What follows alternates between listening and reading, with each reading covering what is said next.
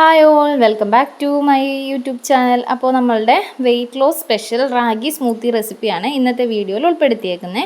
ഒത്തിരി സാധനങ്ങളൊന്നും നമുക്ക് ആവശ്യമില്ല. ഇത് ബ്രേക്ക്ഫാസ്റ്റ് ആയിട്ടോ ലഞ്ചായിട്ടോ ഡിന്നറായിട്ടോ എങ്ങനെയാണെന്ന് വെച്ചാൽ നമുക്കത് ചൂസ് ചെയ്യാം.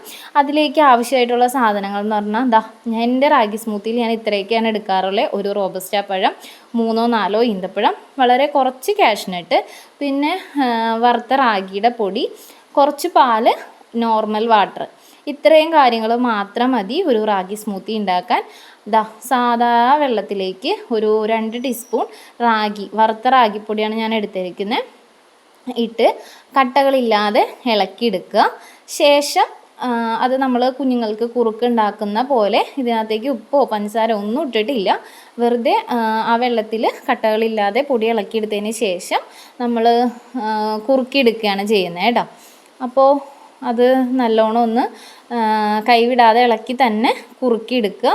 പെട്ടെന്ന് അടുക്കി പിടിക്കാനായിട്ട് ചാൻസ് ഉണ്ട്. അപ്പോൾ നമ്മളെപ്പോഴും ഇളക്കി കൊടുത്തുകൊണ്ട് തന്നെ ഇരിക്കണം. ഒരു 2 മിനിറ്റൊക്കെ മതി കേട്ടോ ഇതൊന്ന് കുറുകി വരാനായിട്ട്. നമുക്ക് ഒത്തിരി സമയമൊന്നും വേണ്ട.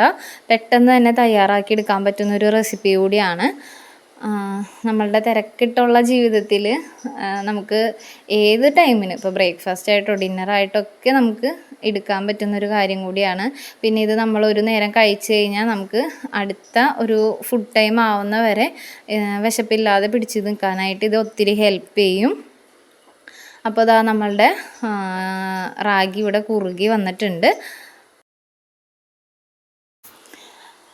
ഇനി ഇതൊന്ന് കുറച്ചൊന്ന് ചൂടാറിയതിന് ശേഷമാണ് നമ്മൾ മിക്സിയിൽ ബാക്കിയെല്ലാം കൂടി ഇട്ടിട്ടൊന്ന് മിക്സിയിൽ അടിച്ചെടുക്കുന്നത്. ഷേക്കൊക്കെ അടിക്കുന്ന പോലെ തന്നെയാണ്, വേറെ ഒത്തിരി ഇതിനകത്ത് അറിയാനായിട്ടുള്ള കാര്യങ്ങളൊന്നുമില്ല.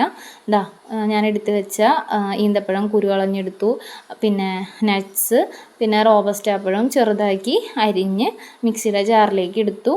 പിന്നെ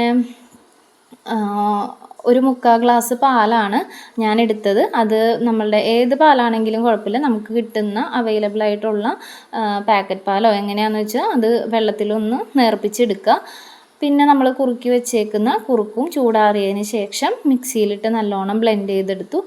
അപ്പോൾ ഇത്രയേ ഉള്ളൂ, നമ്മുടെ റാഗി സ്മൂത്തി റെഡിയായി. ഇപ്പോൾ ഈ കഴിഞ്ഞ ഞായറാഴ്ചത്തെ എൻ്റെ ബ്രേക്ക്ഫാസ്റ്റ് ആയിരുന്നു റാഗി സ്മൂത്തി. അന്നെടുത്ത വീഡിയോയാണ്, ഇപ്പോഴാണ് എനിക്ക് ഇടാനായിട്ട് സമയമായത്. അപ്പോൾ എൻ്റെ വെയിറ്റ് ലോസ് ജേണിയിൽ എന്നെ ഒത്തിരി ഹെൽപ്പ് ചെയ്തിട്ടുള്ളൊരു റെസിപ്പിയാണിത്. അപ്പോൾ എല്ലാവരും ഒന്ന് ട്രൈ ചെയ്ത് നോക്കുക. വീഡിയോ ഇഷ്ടപ്പെട്ട് കഴിഞ്ഞാൽ ലൈക്ക് ചെയ്യുക, കമൻറ്റ് ചെയ്യുക, സബ്സ്ക്രൈബ് ചെയ്യുക. നെക്സ്റ്റ് വീഡിയോയിൽ വീണ്ടും കാണാം. ബൈ.